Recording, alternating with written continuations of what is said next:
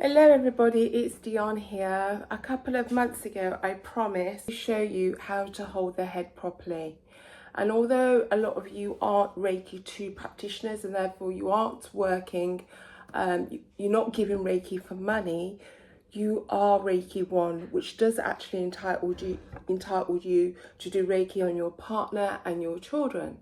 And what better way to actually start becoming a good practitioner is to get it right at this stage of Reiki 1. So one of the things that will give you an idea when you receive Reiki from anybody else that's not me, in regards to whether they're good or bad, in regards to how deep you're able to travel, how deep you're able to go down into the realms of relaxation or not, is all down to how they maneuver your head, your skull. And so with this melon, which I'm hoping that you'll be able to see these marks, I'm going to show you how to hold the head. The line in the middle is the spine. That base line that you can see underneath is the base of one's skull. And as it continues down to the little pip, that's the spine itself. So this, above this line, which I probably shouldn't have drawn, is just the skull. But your palms isn't touching the middle of the skull. So you're going to see with my hand position how to position your fingers just at the base of the skull, which is the crane. Now, due to my experience as a holistic wellness practitioner, therefore one that has trained in many, many different styles of massage, I do combine a little bit of craniosacral therapy into the way I hold the skull. And when you hold the skull at this line here, which is the base of the skull, what you are doing is that you are activating the vagus nerve. And by activating the vagus nerve, you're allowing the cerebral pulsal fluids, which is the fluid that goes from the base of the skull down the spine and around the sacrum and back up. So you're allowing that flow that is often stagnant, that's often blocked, that's often sluggish, you're allowing it to move and therefore allowing the rest of the body to align and get all the properties of craniosacral therapy and vagus nerve therapy. So just by touching it, you're activating the vagus nerve. So you're going to be holding the skull in that position in a particular way, which I'm just going to introduce. You're not going to do it, but I'm just going to show you and introduce, because I've gone out my way to make this video and my friend has very kindly let me borrow her table to enable me to show you this. So I'm going to show you it so that you know it, and then I'm going to show you how you move from there into the correct hand position to hold a person's skull for Reiki. Here we go. Imagine the person lying there. Sorry, tip of the skull there. You place your hands on either side of the head. You roll the person onto one hand, and then you position your fingers underneath the base of the skull. I'm going to show you exactly more about where that is in the part 3. This is part 2. And then you would roll the head back down so that your hand is now underneath one half of the head. Then you roll it over towards the other side just to get your second hand into the correct position. So you've gone from the ear to underneath the head to the base, and then you roll the head back. And there you have it right there. Okay? See that line? This bar here is the spine. These horizontal lines is the base of the skull. You're going to position your fingertips. This is stimulating the vagus nerves. You're positioning your fingertips. You're cupping your hands, which is why you can see my elbows bend. And then you're resting the rest of the skull on your forearm, which is not your forearm, sorry. The pad of your hand. So I'm going to move one hand away, turn it upside down so that I can show you. So you're cupping your hand, and this is the pad of your hand. So the pad of your hand is in the center part of their head. So with that cupped palms, the skull is resting on your fingertips and the base of the palm of your hand. And when you feel, you just stay there for a moment or two.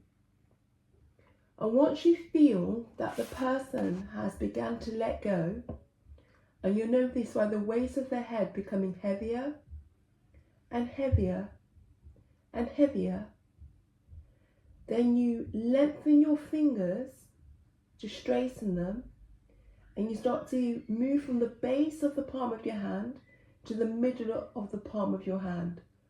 So you're allowing their head that was once resting on the base of the palm of your hand to the middle of the palm of your hand as you straighten your fingers, as you can see from my left hand. And then the second hand. So now you're just cradling the whole of the skull. The thumb only touches, it doesn't hold anything really, it doesn't cradle anything. When your hand was cut, it still was free if you needed it to be free. Now I'm just going to turn to show you what that's like in reference to the lines that I've previously drawn. So you can see that my fingers is still touching the base of the skull, and the head is resting on the palms of my hands.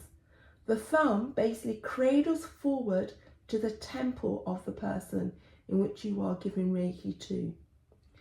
Now, your hands, as you all know from the Reiki sharing circles, you know when the person has had enough, just enough for you to move your hands onto another part of their body or another part of their head. So the head's becoming heavier and heavier and heavier. What you would then do is that you push your hands down into the couch and then slide your hands out. Their head is naturally being held by the energy, and your hands has not jerked their head because you have pushed down into the couch before sliding your hands out towards the side or sliding your hands out towards your body. So I'm just going to show you what that's like on a cushion. So the skull being here, that's the base of the skull, which is the horizontal lines. Your hands will be positioned on either side of that horizontal line, which is the base of the skull, and this is where you're holding when the person is lying down. Okay, so what you do once their head has completely relaxed, checking, once their head is completely relaxed, is that you would push your palms down into the couch and then slide out. Or push your hands down into the couch. And when I say you slide out, I forgot to say you slightly open your fingers bit by bit, getting more space, and then sliding out. So what some therapists do is the same way they went in. They would turn the head one way, then put the head down, keep your hand in contact, so your hand now moves to the temple or the side of the head just above the ears, then roll the head to one side, then remove the hands, then roll the head the other way. You could do that, but when you are doing that, you are bringing the person up from the level of relaxation, from the levels of their subconscious mind, back up into their conscious mind, because there is so much movement. And if you haven't done that much Reiki on the head, then it's okay to do that. But you felt that they have sunk deeper and deeper and deeper down, and therefore they are really in and close to that alpha and theta brainwave state, then please try not to do the turning. Just push your hands down into the couch, spread your fingers, keeping the head stable, possibly with the base of your palms, and then move out. And when you're holding the head, I also forgot to say, when you're holding the head, really, when when you're holding the head, trying to not get any personal details of person's home in, when you're holding the head, always, and with any part of the body, you hold and you touch lightly, and you do it as lightly as you can, because you want their body to be able to triangulate. Triangulate means to move. As the realignment is going on energetically within the body, it yawns, the body yawns, and therefore it stretches, it tractions, it moves, it lengthens, and it can only realign itself by actually doing that movement. No matter how subtle it is doing that. And if you're holding or pressing down on a person's body, or holding their body with too much pressure, then it's stopping the body, the limb, the head to move. You're stopping that movement, okay? So even when you're holding the head, you're just touching. You're not holding it, you're touching it.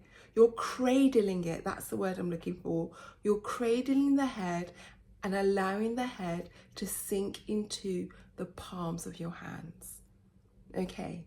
So remember the movement, just test it out. Try it with friends. Sorry, not friends.